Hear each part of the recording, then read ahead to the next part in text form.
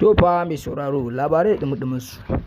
Yanzu muka samu labari cewa hafsan sojin ƙasa sun yi nasarar kama shugaban 'yan bindiga yayin da ake kokarin guduwa suka damƙe shi. To mai sauraro muna tare cikakken wannan bidiyo a wannan tasha ta mai albarka mai suna Labarai Top TV.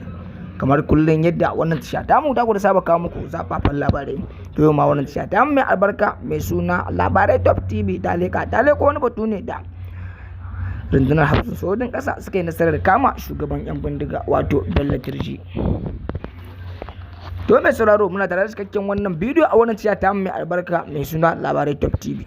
To amma kafin mu je ga bidiyon kai tsaye mai sauraro muna da yan bukata guda ɗaya zuwa gare ka mai sauraro don Allah idan wannan shine zuwanka na farko ka danna mana subscribe kuma ka danna mana alamar kararrawa dan samun sababbin shirye-shiryen mu da zarar mun dora. Dan ta haka ne idan ka danna subscribe kuma ka danna alamar kararrawa za ka samu sababbin shirye-shiryen mu da zarar mun dora. Mun gode da kallon wannan tasha ta mai albarka mai suna Labarai Top TV.